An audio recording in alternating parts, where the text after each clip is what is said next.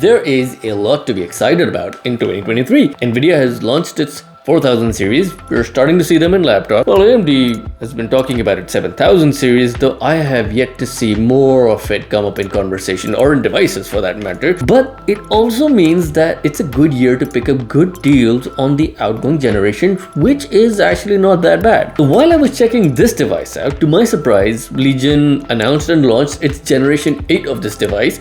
Usually they don't come out later in the year, but they're already out there. Apparently that device has got fewer features in comparison to this device. Basically what I'm thinking is that this generation 7 might be the last time we see the breed at its best.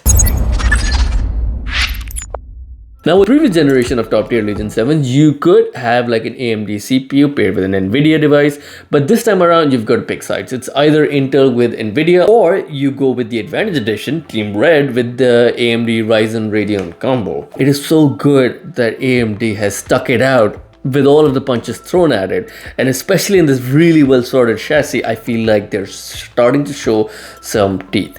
It's no longer the riskier and unproven alternative to Intel and Nvidia. Being cheaper than Intel or Nvidia is also no longer its only selling proposition. I mean, sure, they still have a few fine-tuning issues, but hey, I humbly present the 7th generation of the Legion 7 2022 Advantage Edition. Now before I get into the details, guys, it'd be really great if you could subscribe to me, and towards the end of this video, if you like it, it'd be great if you could click that thumbs up button. Also, regardless of deals, I respect that this is still going to be a significant investment for you, so I will try to go into a little bit more detail than usual, just so that you have all the information you need to help you decide if this is the right device for you. Now let's do a quick walk around of the specs of this device I have here. It's got the Ryzen 6800H.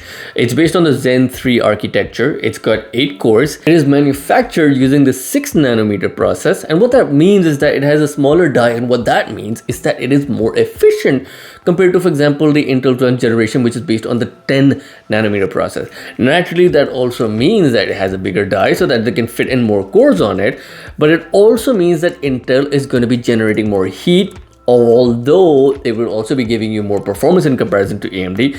But essentially, when you pick an AMD processor, when you pick Ryzen, you are picking efficiency, and efficiency means less heat. Efficiency means more time that you can pull out of the battery. The 6800H has a base clock of 3.2 GHz and a turbo frequency of 4.7 GHz. Now in comparison to the previous generation, the 5800H, the 6800H is about 10% faster. It's not a big jump, but it's not like the 5800 was a slouch. Now talking about the display on this device, it has a stunning QHD plus display. So that means 2560 by 1600 pixel or 1600p. Now if you compare this to a 16:9 aspect ratio, which was a common standard in 2022 and 2021, like up till then, this is going to be rendering 11% more pixels. So if, for example, you want to benchmark against another device, you've got to take that into account.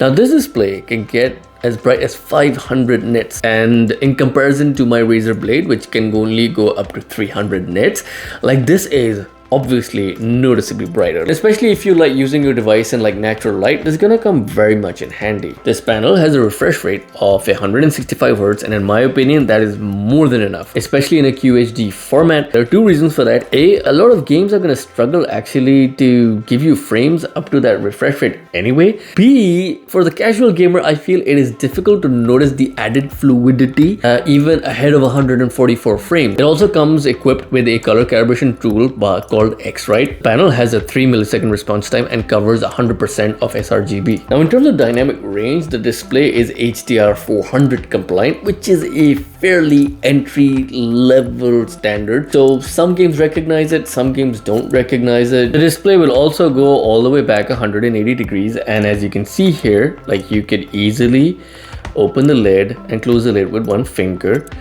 And the hinge is quite stable, very little wobble to it. Now let's talk a little bit about the GPU inside here. So the unit I have is spec'd with a 6700M. It draws 135 watts of power and has a memory bus of 160 bits and has 10 gigabytes of GDDR6 memory. Now 10 gigabytes of VRAM actually means that there's got lots of room for high resolution textures to make sure your games look sharp.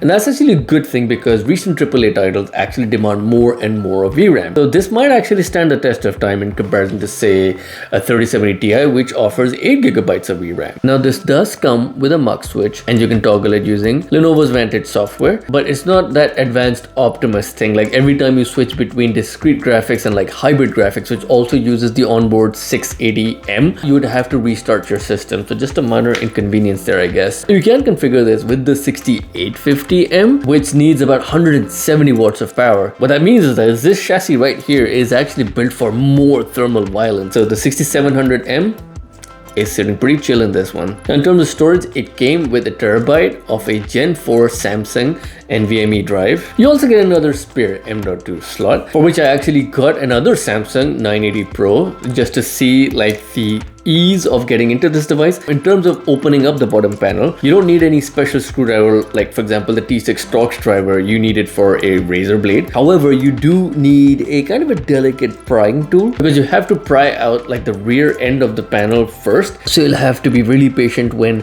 unclipping all the ends from the back of the panel. So get like a basic iFixit kit before you attempt any of this. But when you do actually get rid of the bottom panel, it's a nice clean sight. Everything seems very well organized, almost as if you could give it like a transparent back cover. It would still look pretty good. Most of the internals are actually covered with a lot of thermal plating, and a lot of it is actually the vapor chamber itself. I also have 16 gigabytes of DDR5 RAM running at 4800 megahertz in this. You can easily swap it out with a 32 gig combo if you need. You'll be able to find it under the metal insert. Like most of the things you want to replace, like the RAM, even the SSDs, they're all under an aluminum cover for better heat dissipation. Again, that's a good mark for Lenovo for thinking it all through. It has an anodized aluminum chassis. That's no big surprise there because a lot of the premium manufacturers actually offer the same sort of material. If you ask what the fuss is about anodized aluminum, basically it means that it's about 3 times harder than the raw material itself and about 60% lighter in comparison to competing sort of metals like copper or steel. It is also way less likely to chip or flake off. The benefits of using this material is the premium feel you get and also like the rigidity you get in the entire chassis in comparison to say a plastic body. However, you can expect it to be slightly heavier in comparison to manufacturers who have been using plastics. Now all of this costed me around 2200 Canadian dollars like a few months ago at some kind of a deal. Now my first reaction looking at this device, minus the Legion etching on the back, it actually looks like a business laptop, doesn't it? It is thinner than the previous generation at 0.76 inches, but when you pick it up, somehow it just feels thick. It feels like an old corporate laptop, although it kind of isn't. I don't know how to explain it. It feels thicker in the hand than it looks. It weighs in at 2.5 kilos or 5.5 pounds. Look at it in the moment. A gaming device? Not likely. Obviously, the lit up Legion logo there is kind of a giveaway. But I think it's actually intentionally part of Legion's design language to provide us discrete, understated power, and it's actually part of its charm. Obviously, when it's switched off, it doesn't look like much, but when you turn it on, well, yeah, it's a whole different story and there's a lot to it than what meets the eye. Now it's obvious it has a perky RGB keyboard, which actually has its secondary keys lit as well, which Alienware does not provide and some other brands actually don't as well. It has a single zone RGB logo back here. Some of the advertisements made me believe that it actually has 2 or 3 zones, but that's not the case, just a single zone there. It has 2 zones in each of its exhausts right here, like 2 at the back, 2 on the left and the right. And then when you look at the chin of this device or the front of this device, this has 10 lighting zones and it bleeds a little bit onto the sides about 2 to 3 inches, like just before the keyboard. The previous generation, like the Gen 6, actually had its strip that goes all the way to its exhaust, and this one it's become a little bit more conservative. And from what I've heard, the Gen 8 actually is more conservative and is only a strip right at the front of the device, no longer going to the sides. I mean, personally, to me, it's not such a big deal to have less RGB on your laptop. Usually, I keep these things turned off in my day-to-day use, but it's just nice to know that it's there if you need it. Interesting note, the Gen 8 actually gets rid of RGB in the logo completely. You can customize the RGB on this device using Legion's own Vantage software, which is called Spectrum. You actually have all of those settings baked into the BIOS itself, which is actually the nicest feature. And what that means is that as soon as you press the power button, whatever preset that you have saved is going to take over. Now you can store 6 profiles or 6 presets in the RGB settings in the Spectrum software, and I don't know if you wanted more, but I feel like 6 is more than enough. And you can cycle through them using the function spacebar key, and you can see it sort of changing around into the different presets that I have preloaded here. This is also obviously taking effect into the back as well. The Spectrum software provides you several effects to choose from and multiple layers on which you can add them on top of each other. For example, to start with the basic, it has a solid color, it has the rainbow wave, it's got the spiral rainbow wave, it's got an audio spectrum with different settings in which you can show like the equalizer on the keyboard as well. Right now what you see is basically it grabbing the color from the screen and reflecting it on the keyboard as well. It also has the visor effect to bounce lights from side to side. It has the typing ripple effect, it's got the rainfall effects, all that you want, all the basic stuff is right there. It also provides you 3 levels of brightness if you use the shortcuts, right? And for me, I thought like 3 is too less, because even at the lowest level of brightness, I thought in a dark environment this is still a bit much, but that's not an issue. So actually you can go to the Vantage software and the Spectrum settings as well. So you can see, you can just roll the slider down. This actually provides to the Vantage software 10 degrees of brightness that you can control from there. Now just to talk about the physical aspects of this device just a little bit more, if you look at this device from the side, you can almost notice 2 parts of this. One is this sort of brushed aluminum band that runs all along this device, giving it a premium feel. And the other part below it is like this tapered part from the sides, and it actually gives you an illusion of this device being thinner than it actually is. I think it's an intelligent design decision. Speaking of the sides, ports. Speaking of the ports, and let's start from the back because that's where most of its ports are. Unlike Alienware, this device actually has lit up icons at the top of those ports so that you can easily plug in your peripherals if you want without having to turn this device around. And you can see it, you can actually light it up. You can actually turn it on and off using the keyboard shortcut. Now I feel like whoever has ever spoken about a Legion would definitely mention this feature as one of the most important and prominent traits of a Legion, which sadly, from what I understand, has been let go in the upcoming generation 8. So coming back to this generation, you'll find 2 Type A ports, which are version 3.2 Gen 1. And I think that Type C, although becoming more mainstream, a lot of peripherals still don't follow Type C. So I think it's always good to have more Type A ports. The next generation, as I mentioned, is going to go back to 3 Type A ports. It also has a Type C port on the back running version 3.2 Gen 2. That Type C port also doubles as DisplayPort 1.4 and supports 100 watts of charging. Now, if you're not playing games on this and just using it purely for productivity tasks, I tested it with a gallium nitride charger, like a aftermarket 100 watts charger, and it seemed to have supported it perfectly fine. It's only when I used to start like a heavy game on this, the power light on the back, like the plug-in light on this, starts to blink and you would see that it stops charging. There's also an HDMI 2.1 port which can output at 8K at 30 frames a second. It has a 2.5 gigabit Ethernet RJ45 port. The reason why I sort of emphasized on that is because like the next gen 2023 model is supposed to have just a plain gigabit port, and also the port is upside down. Other than that, you'll also find the power input on the side, which is Lenovo's proprietary slim tip jack. On the right side, you will find the headphone jack, which I wish was on the left side because I'm a righty and like sometimes the wire of the headphone sort of interferes with my mouse. You also get a USB-C 3.2 Gen 1 slot on the right. You get an e-shutter switch, which is basically connected to the webcam, so it physically disconnects like the power to the webcam. The website did mention that this device has an SD card reader, but obviously that's not the case, so it doesn't have an SD card reader. However, the Slim 7 version of this generation has an SD card. On the left side, you get 2 additional Type-C ports. One of them is USB 4, which will give you speeds up to 5 gigabytes a second, and then the other Type-C ports is actually version 3.2 Gen 2. The port selection on this device is fairly decent, but it's just 1 Type A port and 1 SD card slot less than perfect. The power button actually doubles as a fingerprint reader. This was not the case in the previous generation, and apparently in the next generation that's not going to be a case anymore. Maybe it has facial recognition there, I don't know. The one thing in particular I like about this fingerprint reader is that by the time you switch it on, it actually takes a print at that moment.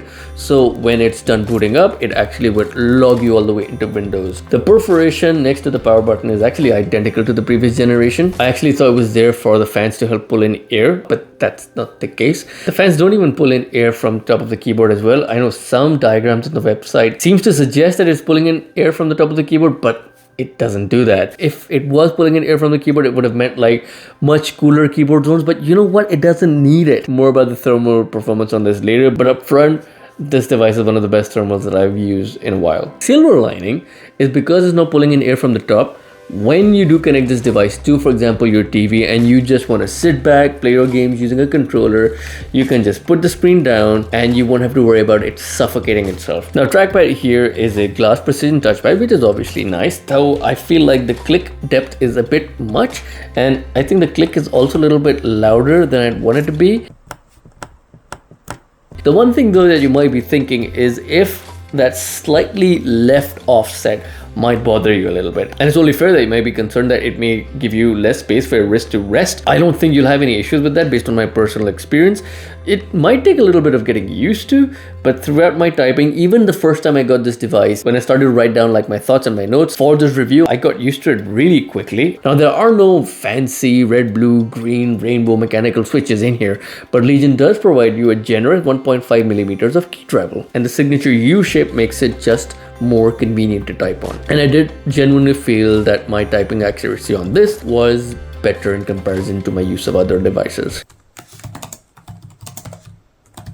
Now, there's also something special about the WASD keys. You do get like these ceramic keycaps out of the box, but more than that, these keys are pressure sensitive. So they're not ones and zeros anymore. They're a variable, like the triggers on your PlayStation controller. So for example, if you're playing Assassin's Creed, the pressure that you use to press the W key will decide if the person is walking or running. And you can use it similarly to configure it in racing games as well. For example, the extent of pressure with which you press the W key will also decide the extent of accelerator. Unfortunately, the bad news is that from what I heard, this feature is no longer going to be available in Gen 8. So this is the one-time only exclusive for the Gen 7. I've had less use for it on my experiences, but it's still pretty unique, and it's nice to see that Legion is trying to innovate and bring us something new and fresh in comparison to the competition. When we talk about the webcam, we also get an upgrade from the previous generation. It's now 1080p, so it provides you much less graininess or the pixelation even when compared to other gaming laptops, even business laptops for that matter. So it's a pretty good camera, provides a pretty good field of view, and it also has got good low light compensation. There's also something special about the webcam this time around, and that is its ability to track your head movement. And that is through what they call the Tobii Horizon experience. Now, it's got multiple use cases. Like, you can use it to actually look around your environment while playing a video game, for example, Flight Simulator. When you turn your head around, you can look around the cockpit, or you can have something that's a bit more productive and use it actually as a privacy filter. So for example, if you're sitting in front of your screen and you look away from the screen and you get distracted,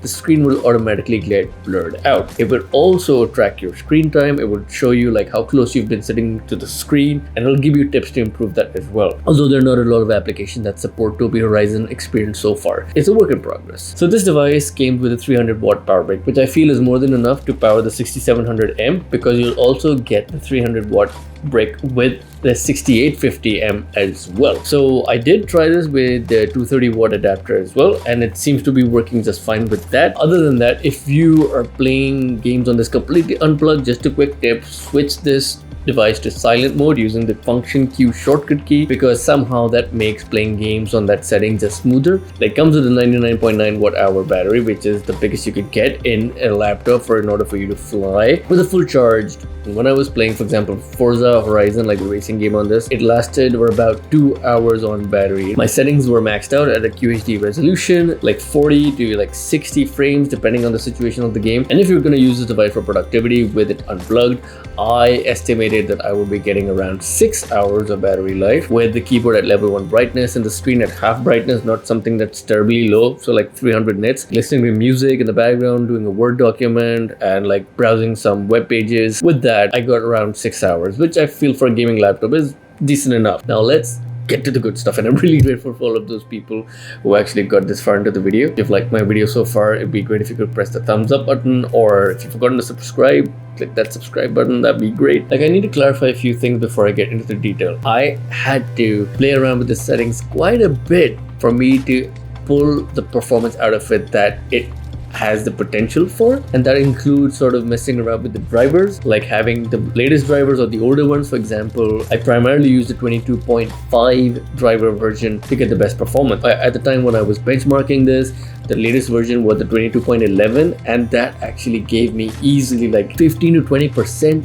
less performance in comparison to the 22.5. That's a huge difference. And then there's also the hybrid setting, like the muck switch, has to use dedicated GPU or use them both together to get you like better efficiency and better battery life. So for all of the games that I tested on this, all of them were at the QHD plus resolution. I did not use any resolution modifiers. I always kept the scale at 100%, and neither did I use any super sampling techniques like the DLSS version, that's Nvidia's version, or the Fidelity FX one that's available for AMD. And I always maxed out the settings. If there was a preset in a game available for the ultra setting, I used it. At VSync on, those were the kind of settings that I used. For my reference, I was sort of comparing this with devices with a 3070 Ti. I had a tendency of comparing this with the MSI Stealth that I had reviewed a while back. The reason for that, it had like a similar amount of thickness, a similar amount of power draw. However, it did not have the 16:10 aspect ratio or the 16:9 aspect ratio, right? And another thing, like the end performance that we get out of these systems will depend a lot on how the game was developed.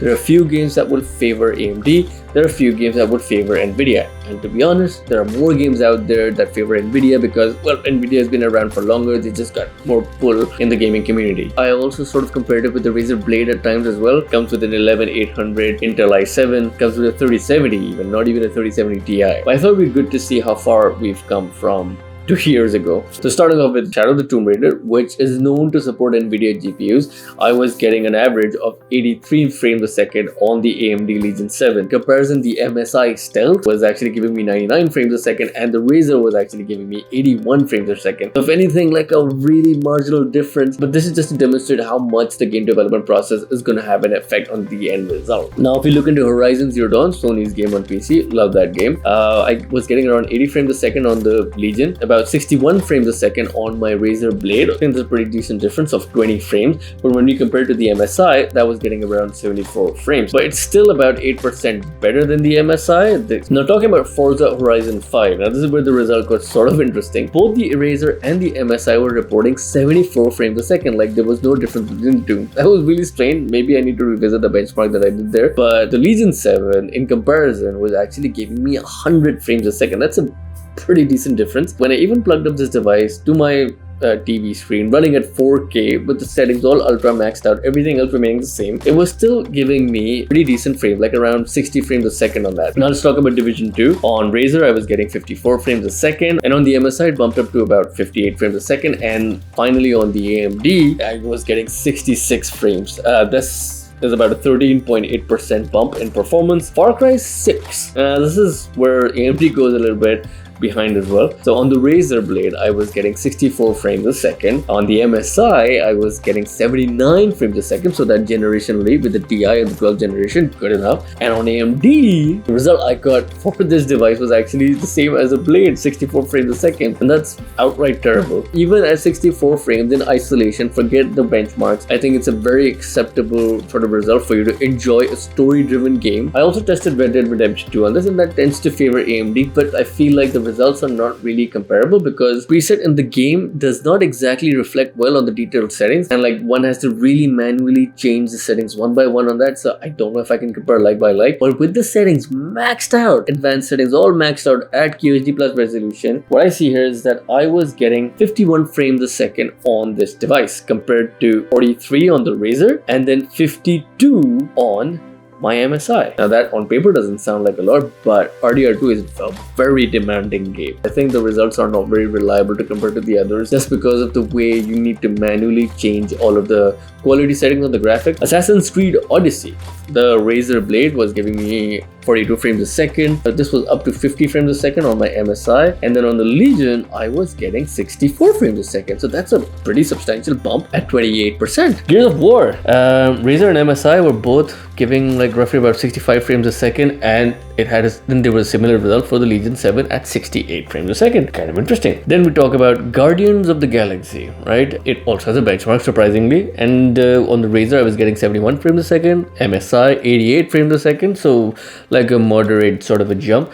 And then on the Legion, leading again by 28% at 113 frames a second. Not so sure how that happened. Maybe I should recheck that. If we talk about 3D Mark Timespy, and this is obviously one of the tests in which it would level the field quite a bit, at least in terms of raw performance. I do want to talk specifically about this because the Timespy test for the Razer gave me a score of 7,189. On the MSI, I got a score of 8,760, and on the Legion, 5 digits, I got 10,704 points. So that's a respectable lead of 22%. Quite a decent score. Talking about Cyberpunk 2077, it's been a while since it was released. I'd imagine that there are a lot of improvements in terms of the game itself. Razer was giving me 44 frames a second, MSI at 50 frames a second, and the Legion was falling behind. This is on the ultra setting without the ray tracing, all of the sort of things turned off. I've also not used the ray tracing setting in any of these games. Maybe an unpopular sort of an opinion, but I barely can notice the effects of ray tracing turned on or off. I especially enjoyed playing Modern Warfare on this. I was getting about roughly 110 frames to 120 frames,